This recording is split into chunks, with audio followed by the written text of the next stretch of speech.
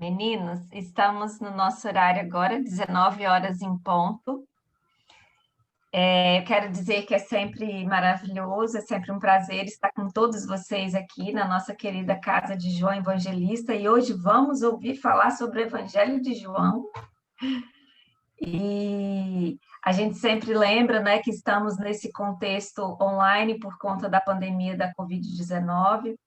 Durante o momento que a Dalva estiver nos presenteando aí com a sua fala, a gente pede para todo mundo manter, não precisa ser agora não, tá bom? Mas manter os microfones quando ela começar a palestra mesmo e as câmeras fechadas para não sobrecarregar muito. Eu sei que para o palestrante não é muito bom, né, Dalva? Que a gente não vê as pessoas, né? Mas é uma segurança, né? Lembrando que a gente, nesse contexto remoto, a gente não tem o passe, a água fluidificada, como tradicionalmente temos na nossa casa querida, mas podemos colocar aqui ao nosso lado uma garrafinha de água, um copo, pedir à espiritualidade que nos visite, e também podemos exercitar o autopasse. Nunca foi tão verdade que as nossas casas são templos divinos, né? João vai diretamente para dentro dos nossos lares, e isso a gente estava conversando há pouco no estudo da Joana De Ângeles, a Diana até comentou, né? Como que o João vai para dentro das nossas casas e inunda dessa energia maravilhosa. Então, é muito bom também, embora seja o contexto da pandemia, muita dor que a gente está vendo e vivendo, mas a gente também pode olhar o lado bom e positivo. Eu vou pedir a Terezinha para nos fazer o carinho da leitura. Os meninos estão compartilhando aí a tela. Só um minutinho, gente.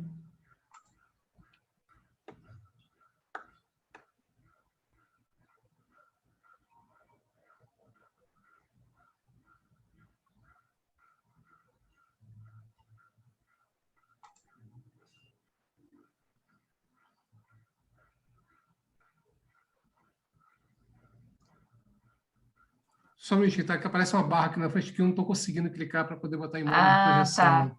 Entendi. Entendeu? Deixa eu ver se eu consigo Clica aqui. F5. F5 vai. Estou tentando F5 aqui, mas não está dando certo. Só um minutinho, por favor. Não está indo. Pronto, foi.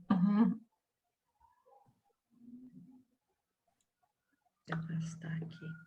Isso. Com você, Terezinha. Então tá. Saibamos lembrar. Então, a lição 140 do livro Pão Nosso. Lembrai-vos das minhas prisões. Não está aparecendo para mim aqui, é de onde que é. Se você puder subir aí, não aparece.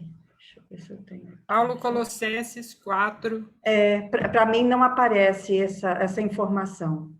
Então tá. Lembrai-vos das minhas prisões. Nas infantilidades e irreflexões costumeiras, os crentes recordam apenas a luminosa auréola dos espíritos santificados na terra. Supõem muitos encontrá-los facilmente além do túmulo, a fim de receber-lhes preciosas lembranças. Não aguardam senão o céu, através de repouso brilhante na imensidade cósmica. Quantos se lembrarão de Paulo tão somente na glorificação? Entretanto, nesta observação aos Colossenses, o grande apóstolo exorta os amigos a lhe rememorarem as prisões, como a dizer que os discípulos não devem cristalizar o pensamento na antevisão de facilidades celestes, e sim refletir seriamente no trabalho justo pela posse do reino divino. A conquista da espiritualidade sublimada tem igualmente os seus caminhos. É indispensável percorrê-los. Antes de fixarmos a coroa resplandecente dos apóstolos fiéis, meditemos nos espinhos que lhes feriram a fronte. Paulo conseguiu atingir as culminâncias. Entretanto, quantos golpes de açoite, pedradas, ironia suportou, adaptando-se aos ensinamentos do Cristo em escalando a montanha? Não mires apenas a superioridade manifesta daqueles a quem consagras admiração e respeito. Não te esqueças de imitá-los, afeiçoando-te aos serviços sacrificiais a que se devotaram para alcançar os divinos fins.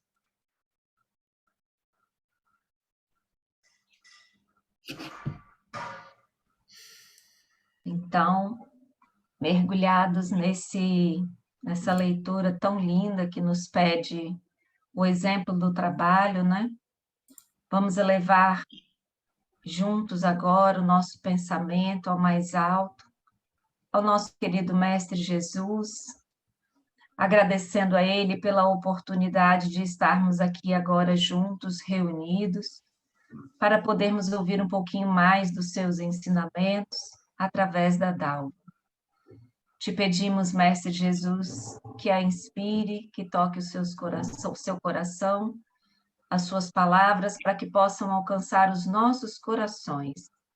E mais do que alcançar os nossos corações, que possamos também pôr em prática os ensinamentos aqui explanados.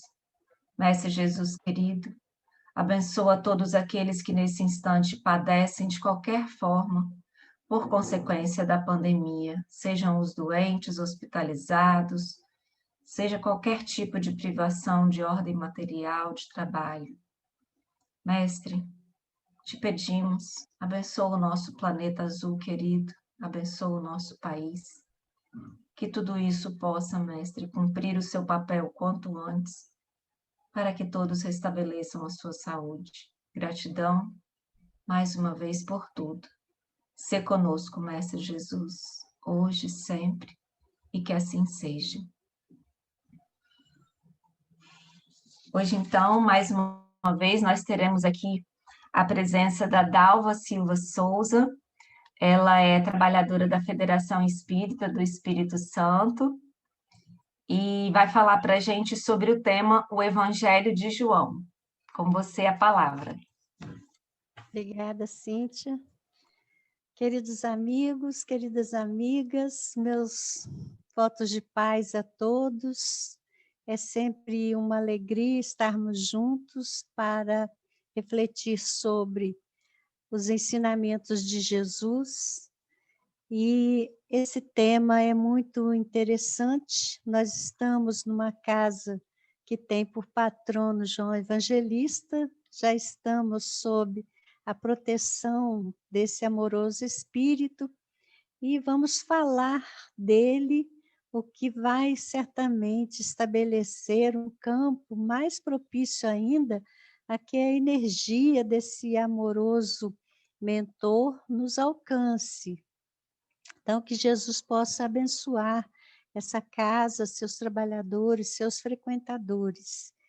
Então, vamos falar do Evangelho de João, é um dos textos considerados canônicos e que compõem o Novo Testamento. Os outros 3 evangelistas, Mateus, Marcos e Lucas, os textos que eles legaram são chamados evangelhos sinóticos porque eles são escritos de uma mesma perspectiva, de uma mesma ótica. E o Evangelho de João se diferencia dos demais.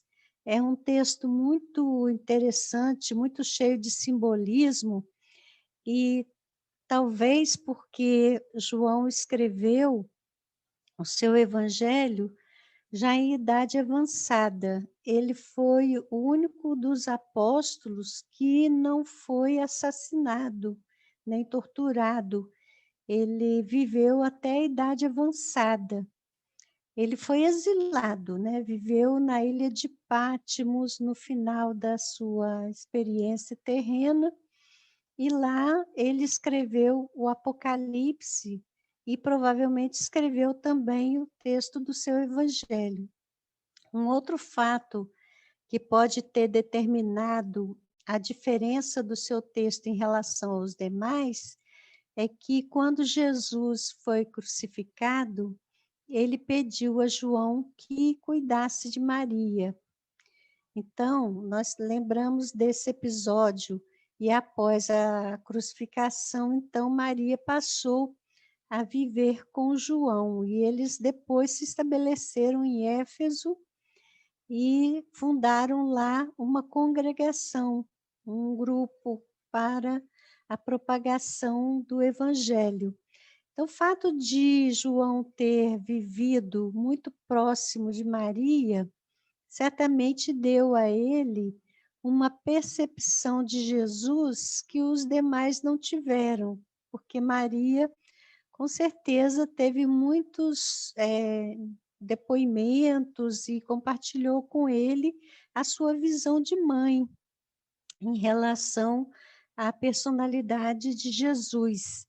E então a gente percebe que o evangelho dele é um evangelho bastante simbólico, e ele é mais voltado para os conteúdos abstratos dos ensinamentos de Jesus. Outra coisa também que a gente observa no texto é que não é simplesmente um relato de fatos, ele não se limita a descrever ou a narrar acontecimentos, ele os interpreta.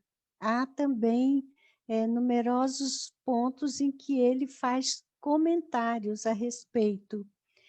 E a gente imagina as dificuldades desse registro chegar até nós por conta da situação precária da escrita naquele momento histórico. Era muito difícil para qualquer pessoa comum registrar seus pensamentos por escrito. A tarefa de escrever era desempenhada por pessoas especializadas em desenhar as letras, e a pessoa que escrevia tinha que também saber fazer o material, saber fazer o papel, que não era papel, né? Era papiro, era pele de carneiro. Então, tinha que saber preparar essa superfície onde seriam escritos os textos, e teria que saber também preparar a tinta. Então, era muito difícil naquele momento para qualquer pessoa comum registrar. Então, geralmente, a pessoa ditava e uma outra pessoa escrevia. E é por uma certa intervenção espiritual, a gente pode imaginar isso, que esses textos chegaram até nós de uma forma ainda bastante íntegra, para a gente ter o acervo de ensinamentos que Jesus nos trouxe. Então, João morreu de morte natural, já era bem velhinho, depois dos 90 anos. Ele foi o mais jovem dos apóstolos, acompanhou Jesus muito de perto, tanto que ele era chamado o discípulo muito amado de Jesus, e ele teve, então, toda essa experiência que deu a ele uma percepção diferenciada do que o mestre significou e do que ele ensinou. Então, no seu texto, existe a gente primeiro tem que pensar no texto uma visão geral desse texto. E a primeira coisa que ressalta é mesmo esse simbolismo que está presente no texto, e a estrutura do texto também. Ele se compõe de 21 capítulos. A mensagem essencial do texto, e a gente percebe isso no esforço que João faz para fortalecer os argumentos que convençam o leitor dessa mensagem central, é que Jesus é o Cristo.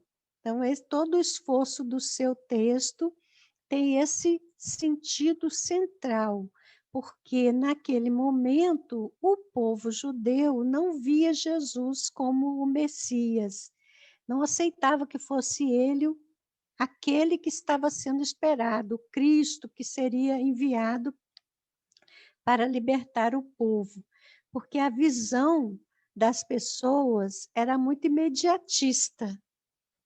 Quando eles pensavam em libertação, eles pensavam em libertação política, uma questão transitória. E, na verdade, a libertação que Jesus veio trazer é do ser espiritual, pelo seu processo de superação das contingências que marcam a vida da criatura que veste essa roupagem material para transitar temporariamente nesse mundo. Então, aquelas pessoas não acreditavam que Jesus fosse o Messias. Então, o esforço de João, no seu texto, de trazer argumentos para fortalecer essa ideia central. E o texto, os estudiosos desse evangelho, eles têm percebido na estrutura que ele se divide em 3 partes. Eles fazem uma correlação entre as 3 partes do texto com o Templo de Jerusalém. Vamos lembrar que o Templo de Jerusalém era uma reprodução do tabernáculo. O tabernáculo foi orientado mediunicamente a Moisés. Moisés recebeu instruções espirituais quando ele estava conduzindo o povo na saída do Egito, quando o povo foi liberado da escravidão no Egito, o povo hebreu. E então viajou 40 anos pelo deserto até chegar à terra prometida. Moisés recebeu instruções espirituais sobre como deveria ser esse deslocamento. As 12 tribos se deslocavam compondo grupos de 3 tribos. Então, eram 3 de um lado, 3 de outro, 3 à frente, 3 atrás. Eles se deslocavam assim. Vamos lembrar que era um trajeto que aquelas criaturas estavam levando todos os seus pertences, a família inteira, tudo, as tendas, tudo tinha que ser desmontado e montado em outro lugar. Quando eles montavam esse acampamento num lugar, eles ficavam muito tempo nesse lugar, até chegar o dia de deslocar de novo, levaram 40 anos para chegar. Então, nessa trajetória, eles tiveram orientação de se organizarem dessa forma, 4 grupos de 3 tribos, e uma delas é a tribo líder, e eles se organizavam como se fosse uma cruz, e no meio desse acampamento era montado o tabernáculo. E Moisés recebeu a instrução que essa tenda em que funcionava o tabernáculo, ela deveria ser dividida em 3 partes. Então, a primeira parte era um espaço ao qual todos tinham acesso, eles chamavam Átrio dos Gentios. Então, todo mundo tinha acesso a esse espaço do tabernáculo. Já num espaço intermediário, eles chamavam Lugar Santo. Nesse espaço era só o sacerdote que ali entrava. E havia um espaço mais íntimo, mais fechado, que era chamado Santo dos Santos. E ali só o sumo sacerdote é que podia ter acesso. E nesse espaço mais interno é que ficava guardada a Arca da Aliança, onde eram guardadas as tábuas da lei. Então, vejam que era uma estrutura bem dividida. E o Templo de Jerusalém, quando foi construído, ele reproduziu esses espaços. Então, Átrio dos Gentios, Lugar Santo e Santo dos Santos. Segundo os estudiosos, o Evangelho de João tem também essa divisão. Por que eles dizem isso? Porque do primeiro capítulo até o capítulo 12, João vai contar episódios em que Jesus está atendendo ao povo em geral. Então, é o lugar onde todos têm acesso. É Jesus fazendo as curas, as intervenções, juntamente com os seus apóstolos, mas na relação com o público. Então, do capítulo 13 até o capítulo 17, nós vamos ver Jesus e os seus discípulos apenas, já não há a presença do público.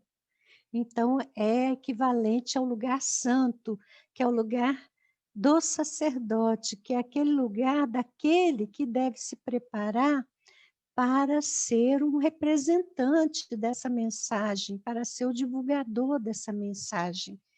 E os discípulos, eles foram preparados para isso. Então, do capítulo 13 ao capítulo 17, Jesus está dando orientação direta aos seus discípulos, ele está falando de condições necessárias para que esses homens sejam capazes de fazer esse trabalho, e ele, nesse trecho também, que ele faz a promessa do Consolador. Então, é o lugar santo aí. Por que a gente acha isso importante? Porque o que Jesus falou àquele tempo serve até o dia de hoje. E se nós somos hoje adeptos do Espiritismo, nós estamos convidados a essa tarefa de multiplicação dessa mensagem, de divulgação. Então, aquilo que Jesus orientou para os seus discípulos imediatos naquele momento, são orientações que avançam no tempo, estão atualíssimas até hoje.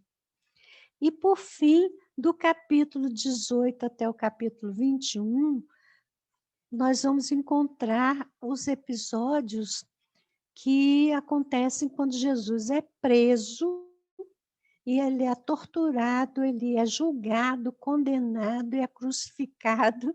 Então, todo esse trecho, ele foi sozinho, né? Ele como um sumo sacerdote, porque o sumo sacerdote era aquele que oferecia os sacrifícios para pedir o perdão de Deus, né?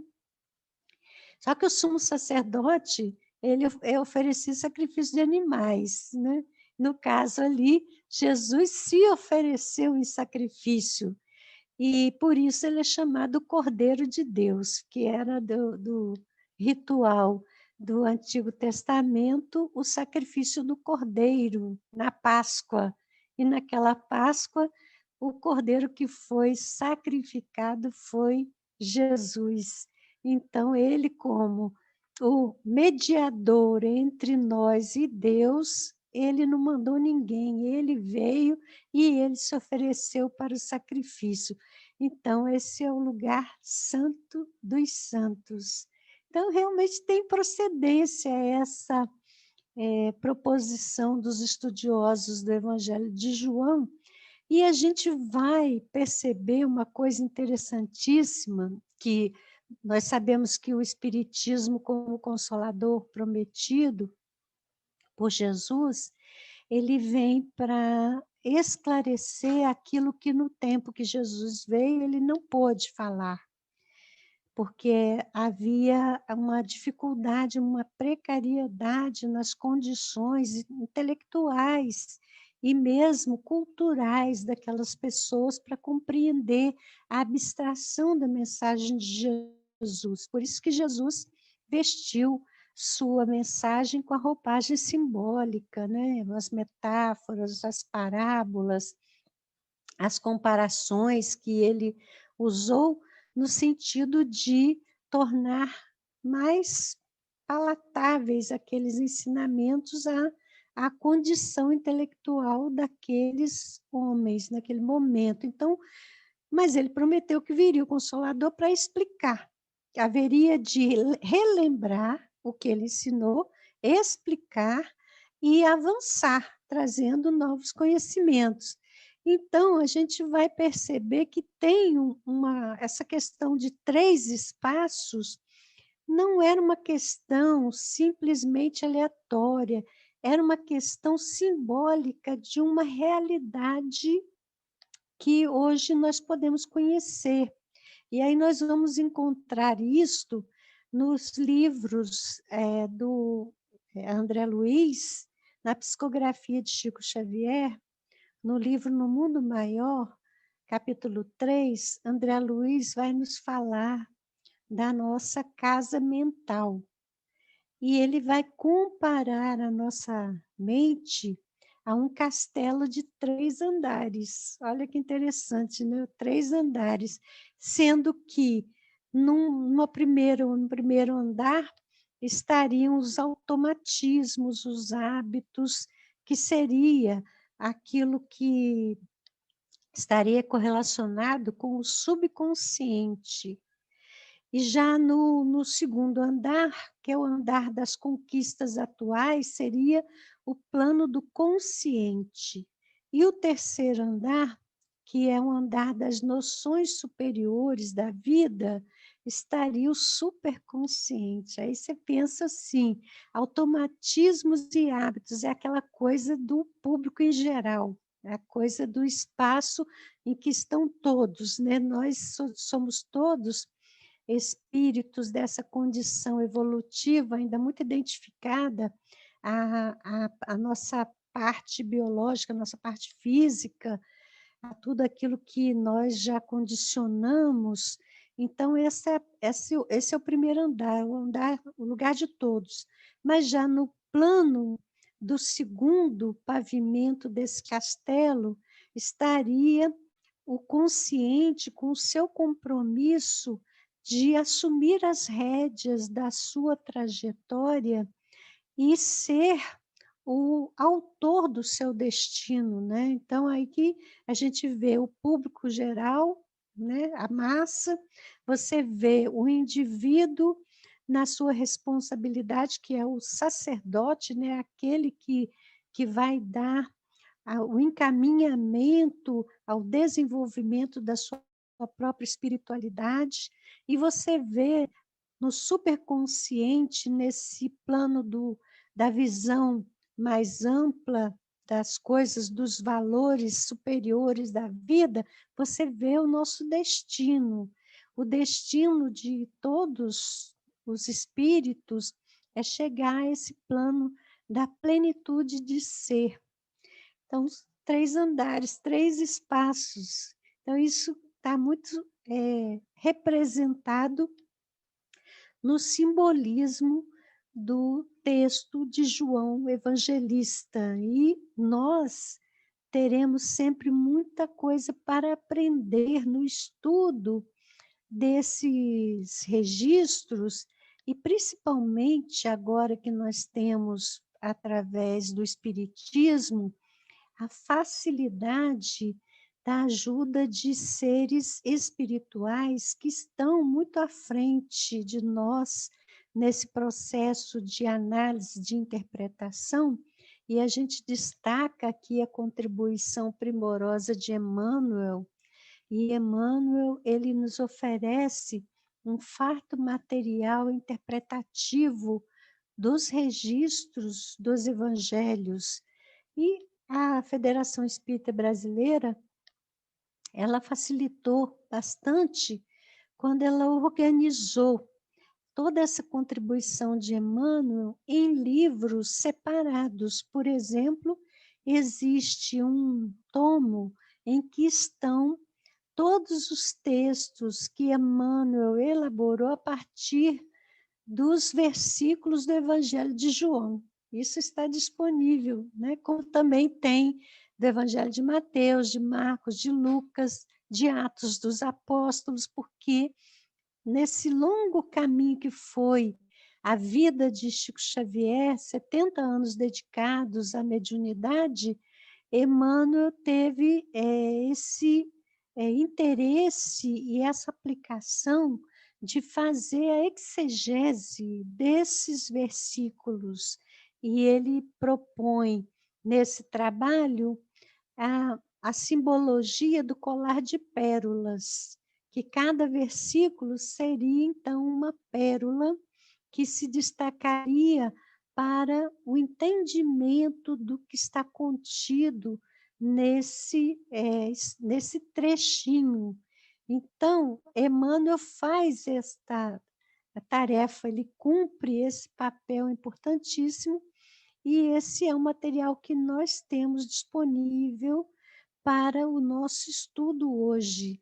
O Espiritismo trouxe chaves muito importantes para que nós possamos entender os simbolismos do texto de João. Então, a gente sabe que o texto dele começa já quando ele fala que no princípio era o Verbo, e o Verbo estava com Deus, e o Verbo era Deus. E esse primeiro capítulo, primeiro versículo do seu Evangelho, deu margem à criação do dogma da Santíssima Trindade, no entendimento da Igreja Católica e também das reformadas, que percebem nesta referência que João está trabalhando com a percepção de que Jesus é o próprio Deus encarnado. Então, a doutrina espírita vem nos ajudar a compreender que não é exatamente esta a intenção, mas que certamente João alcançou um entendimento que só hoje a humanidade pode ter, pela mediação do Espiritismo, de que no princípio da organização do planeta Terra, o Verbo, que é a ação divina de constituição dessa escola planetária, esta execução é transferida a Jesus por Deus. Deus incumbe Jesus de organizar naquele pedaço de matéria incandescente que se destacara do Sol, uma escola para almas que deveriam evoluir.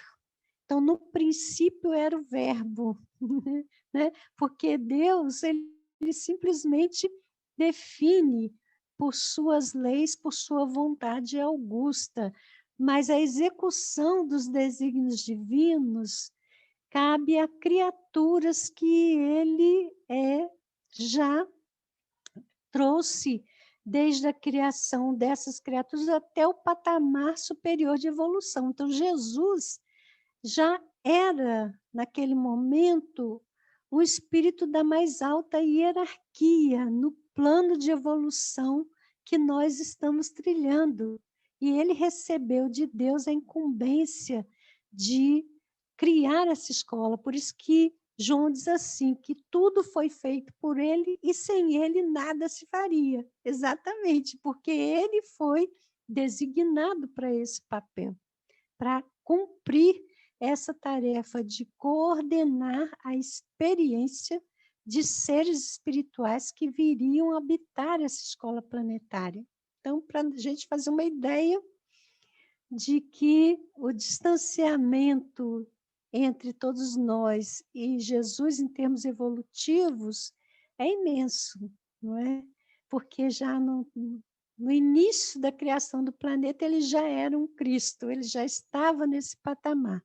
Então, João, ele tenta, no seu texto, dar argumentos a respeito de quem é esta individualidade que vestiu a personalidade de Jesus. Então, ele dá 8 sinais da identidade do Cristo através de narrativas. Ele vai falar da transformação da água em vinho, no episódio daquele casamento. Ele vai falar das curas, as várias curas extraordinárias que Jesus realizou, a multiplicação dos pães e dos peixes. Ele vai também narrar a pesca milagrosa e vai também contar a respeito da ressurreição de Lázaro. Todos esses fatos são fatos absolutamente fora do comum das realizações possíveis no cenário dos homens. E Jesus os realizou porque é esse ser espiritual avançadíssimo que domina plenamente toda a matéria. Então, João tenta passar para nós essa concepção. As suas palavras não têm sido bem interpretadas ao longo do tempo, mas agora temos essa facilidade do Espiritismo que nos traz chaves para o entendimento dessas referências que estão disponíveis. Então, outro dado que está presente no seu texto são 23 afirmativas de Jesus em que ele mesmo define o seu papel, ele mesmo tentando esclarecer aquelas criaturas, e o esclarecimento que ele dá àqueles seres é para ser transferido a todos, porque ele diz taxativamente que é responsável por toda a humanidade terrena, então a sua fala não se destinava só àquele tempo e só àquelas pessoas. Então, Jesus tenta tornar claro para aqueles homens quem ele é. E aí ele usa figurações, os 23 eu sou, não vou dizer os 23 daqui, mas a gente vai lembrar alguns que nos trazem assim percepções muito significativas e consoladoras também, que ele diz assim: eu sou o pão da vida, né? Quer dizer, quem é que nesse mundo não entende o valor do alimento? Ninguém sobrevive sem alimento. Mas quando ele diz, eu sou o pão da vida, fica claro que a gente não pode viver só de alimento material. O homem não é uma individualidade que se restrinja ao domínio instintivo que é comum aos animais. O homem é uma inteligência livre e consciente.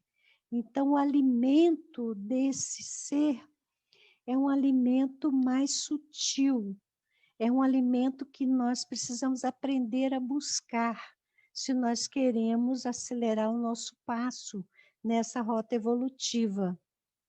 Então, Jesus deixa claro nessa fala que aquele ensinamento que ele trouxe, o exemplo que ele nos mostrou, encerra a alimentação espiritual que nós precisamos. E sem esse alimento, nós vamos ficar num patamar de limitação extrema, repetindo experiências. Ele diz também, eu sou a luz do mundo. Quando Deus criou, né, a Terra, a narrativa de Gênesis diz que Deus disse, faça-se a luz. E a luz foi feita. Mas, na sequência da narrativa, a designação de fazer a luz está no primeiro dia, e a criação do sol e da lua e das estrelas está no quarto dia. Então, essa luz do primeiro dia não é a luz física, do ponto de vista físico. É uma luz do ponto de vista espiritual, significando toda a inteligência por trás da composição dessa escola planetária, porque não é por acaso que daquela massa de fogo resultou nesse planeta belíssimo e que tem o verde, o azul, a multicor das flores, que tem todas essas belezas naturais. Não é por acaso que isso é assim, é porque existe uma inteligência por trás. Esta é a luz do mundo, é Jesus. E ele diz também, eu sou a porta das ovelhas. E nesse simbolismo, ele se identifica como o pastor. E ele nos tem na condição de tutelados, porque o pastor tutela as ovelhas, o pastor cuida das ovelhas. Então, ele diz, eu sou a porta das ovelhas. A porta das ovelhas era o espaço por onde saíam as ovelhas todos os dias do redil para encontrar pastagem. Se elas ficassem presas no redil, morreriam de fome. Então, para encontrar a água, para encontrar o alimento, elas tinham que passar por essa porta. Então, Jesus usa essa metáfora. Ele diz também, eu sou o caminho, a verdade e a vida. Quer dizer, em relação a todos esses tutelados que estão aqui nesse trajeto desafiador da evolução, é por mim que esses seres poderão chegar ao seu destino. Ele é o nosso mestre, o nosso guia. E ele diz, eu sou a videira verdadeira. Olha, esse simbolismo é lindo. E esse simbolismo tem tudo a ver com a doutrina espírita, e aí a gente percebe essa conexão muito bonita do espiritismo nesse papel de consolador que Jesus prometeu, porque os espíritos reveladores pediram a Allan Kardec que colocasse na introdução de O Livro dos Espíritos o desenho da cepa, que é um galho de videira. E eles fizeram ali uma explicação, dizendo que isso é representativo da evolução humana, porque o bago é a alma encarnada e o licor, o vinho, é o espírito, é o simbolismo do espírito. E quem é que não sabe que para a uva resultar no vinho, ela é esmagada? Quem é que não sabe disso, né? Ela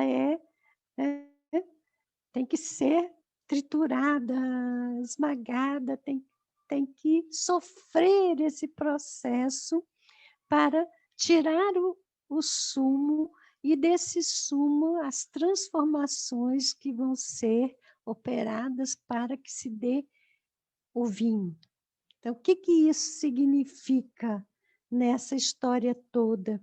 Significa que a vida do encarnado é feita de desafios e tribulações. Isso faz parte do caminho evolutivo. O objetivo é a purificação do ser espiritual, que está ali vestindo essa roupagem biológica. Quando ele fala, eu sou a videira verdadeira, por que ele fala assim?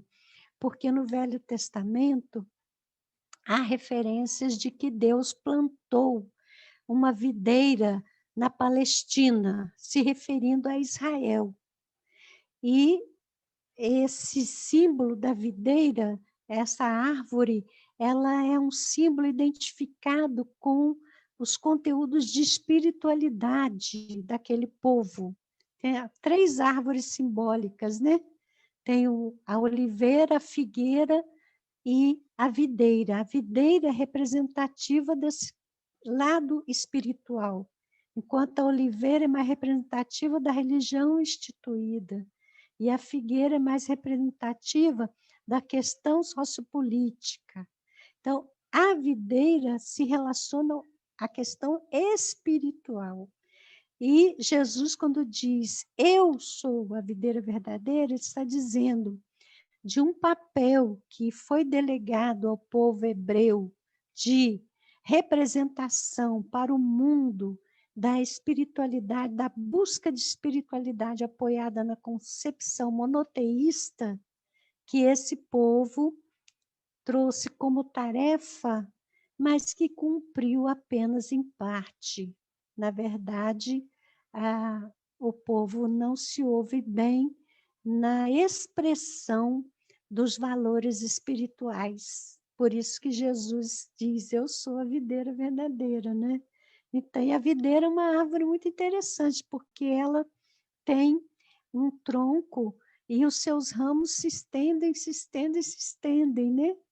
E é uma árvore que não é igual à figueira que você plantou e ela se sustenta ali nos seus galhos. A videira precisa que o lavrador cuide da condução desses ramos para que tenha uma boa produção.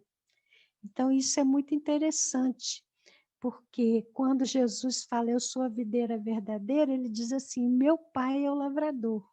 Então, esse trabalho de espiritualização é um trabalho conduzido pelo Criador. E no caso da terra, por meio de Jesus, porque ele é o tronco, ele fornece a seiva. O galho, o ramo que se desconectar do tronco, ele seca. E o galho que estiver conectado recebe a ceifa e produz. E quando produz, ele diz assim, meu pai, que é o lavrador, limpa o ramo que produz. Quer dizer, essa produção é uma produção que pressupõe uma ação também consistente de purificação desses seres chamados à produção no campo da espiritualidade. Então, vejam que é um texto profundo, é um texto muito significativo e quando nós falamos das 3 partes, nós recomendamos que haja uma busca da leitura e do estudo dos capítulos de 13 a 17, porque é a parte que Jesus vai orientar os seus discípulos para a tarefa que deveriam desempenhar depois que ele retornasse ao seu mundo de origem, que é o mundo divino. Então, aqueles homens obtiveram de Jesus essa orientação. E ela se traduz por expressões que foram tanto enigmáticas, algumas muito claras, mas algumas bastante enigmáticas. E só mesmo com as chaves que o Espiritismo traz hoje, para nós alcançarmos um entendimento mais preciso desses textos. Então, Jesus fala com aqueles homens, por exemplo, a respeito da purificação que é necessária. Ele faz isso usando uma dramatização. Ele, naquela cena da última ceia, que ele realiza junto com seus apóstolos, que é aqueles que seriam os seus apóstolos, ele cinge a sua própria cintura com uma toalha, pega uma bacia e vai lavar os pés dos seus discípulos. E aí o Pedro ele reage, porque para eles e para nós também, o trabalho do servo é humilhante. E ele não achava que Jesus, como o mestre, devesse representar aquele papel de lavar os seus pés. Então, Pedro diz para Jesus que ele não lavaria os seus pés. E Jesus diz assim, Pedro, se eu não lavar, você não tem parte comigo. E aí o Pedro, então, volta atrás e diz, Senhor, então lava a cabeça também, lava tudo. E Jesus diz, não é preciso, é preciso lavar os pés. Isso tem um sentido, isso tem um simbolismo. O que são os nossos pés? Os nossos pés são a parte do corpo que nos sustenta no mundo, a parte que está em contato com o que o mundo significa, a poeira do mundo, a sujidade do mundo. Os nossos pés representam as nossas bases. Então, simbolicamente, esse lavar os pés significa você ser capaz de abstrair de todo esse conteúdo que você aprendeu e absorveu na experiência da cultura do mundo, porque Jesus trouxe um ensinamento absolutamente novo e revolucionário. Então, Jesus diz, quem não for capaz, então, de limpar os pés, quer dizer, limpar as bases do seu pensamento, para absorver o ensinamento que eu trago, não conseguirá representar esse ensinamento na multiplicação que é necessária para que outros alcancem também o entendimento. Então, ele fez duas coisas nesse momento. Uma é falar dessa necessidade que nós tenhamos uma percepção crítica em relação aos nossos próprios conceitos e concepções absorvidas na cultura do mundo para poder aprender estas lições novas. E segundo, que para ser alguém significativo dentro desse trabalho necessário, é preciso aprender a servir. Então, olha que a gente tem na doutrina espírita essa mensagem muito clara, né? No primeiro momento, o ensinamento de Moisés trouxe a necessidade do respeito. No segundo momento, Jesus trouxe o imperativo do amor, e a doutrina espírita vem nos falar da necessidade de servir. E por isso que Moisés começou, Jesus continuou, e o Espiritismo deve concluir essa obra. Então, Jesus é esta figura que Deus nos ofereceu como a mais alta personificação que a gente pode compreender da sua presença no universo, da presença de Deus no universo. Jesus reflete Deus com plenitude, porque ele já se unificou ao Pai nesse trajeto evolutivo que nós também estamos trilhando. E não fosse ele, esse alimento, né, pão da vida, videira verdadeira, nós sucumbiríamos de fome espiritual aqui neste mundo, né?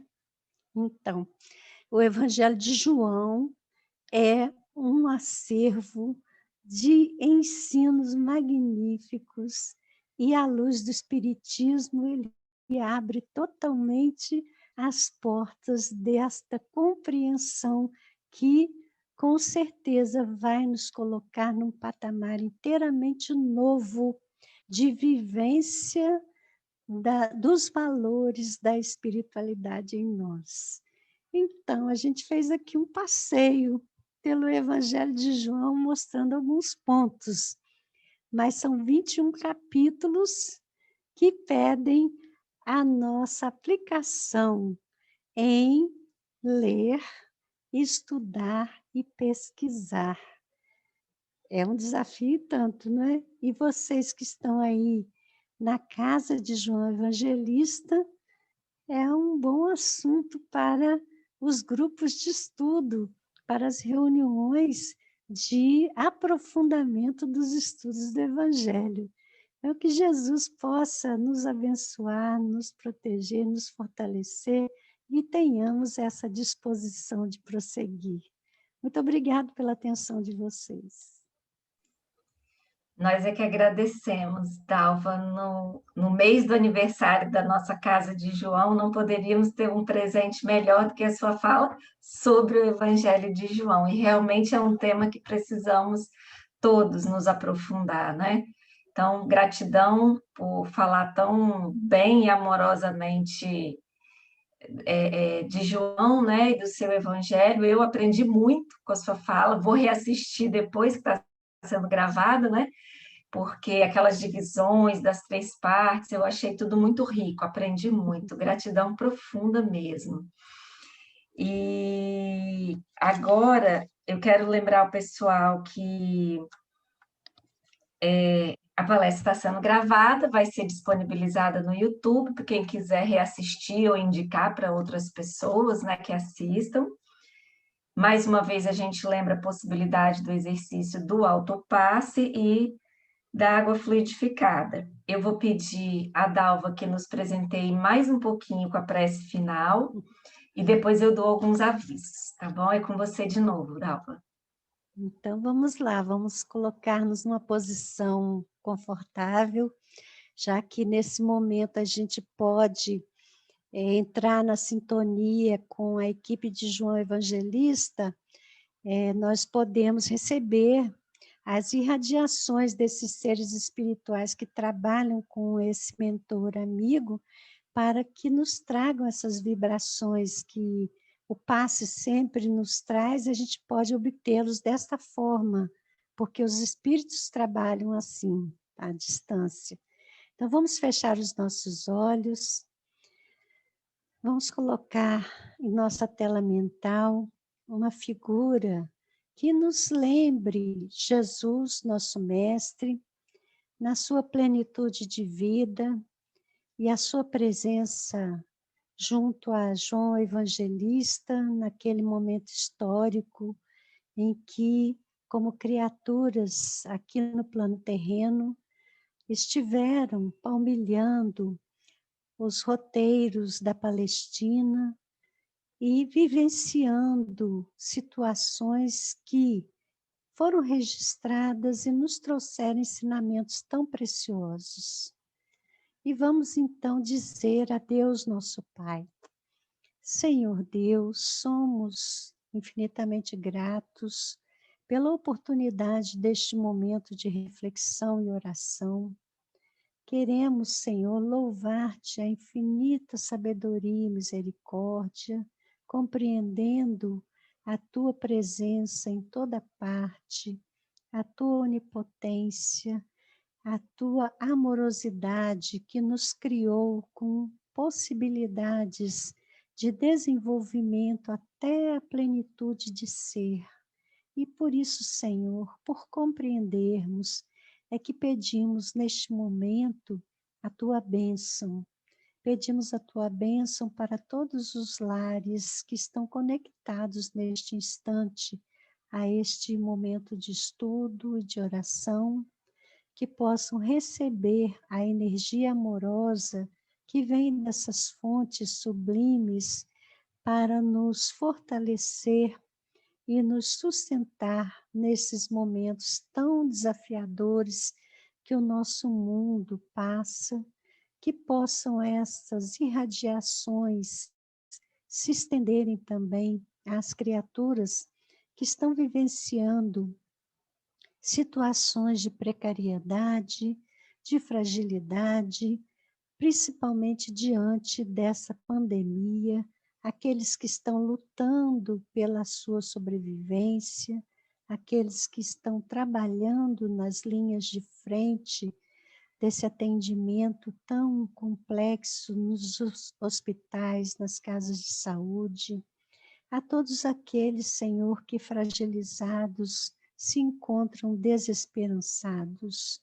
Queremos, Pai querido, oferecer as nossas próprias irradiações para que os benfeitores multipliquem essas pequeninas dádivas em muitas bênçãos a todos os que necessitam. Que a tua paz se faça, Senhor, neste mundo conturbado e aflito, e possamos ter sempre em nossos corações a lembrança das bênçãos que recebemos cotidianamente para estarmos fortalecidos na luta que também nos cabe enfrentar. Ampara-nos, Senhor, fortalecendo-nos sempre a esperança. Que assim seja. Graças a Deus. Que assim seja. Então, eu gostaria de lembrar aos queridos amigos que no próximo final de semana nós vamos ter aqui a presença do Hélio Tinoco, tanto no sábado à tarde, com um seminário, cujo tema é Transição Planetária. Esse seminário vai acontecer de 14h30 às 17 horas. E no domingo, a palestra também do Hélio Tinoco, nesse mesmo horário, das 19 horas, com o tema também Transição Planetária. Então, estão todos convidados a estarem conosco, a participarem desse momento, que com certeza vai ser de grande aprendizado e tão bom quanto esse agora. Vou deixar vocês abrirem, vou deixar é ótimo, né? Que eu estou me achando aqui. Mas todo mundo abrir os seus microfones, suas câmeras, para a gente fazer o registro da foto. Obrigado, Mais uma vez, Dalva. Dalva, gratidão mesmo. Obrigada, Dalva. Um abraço grande. Obrigada.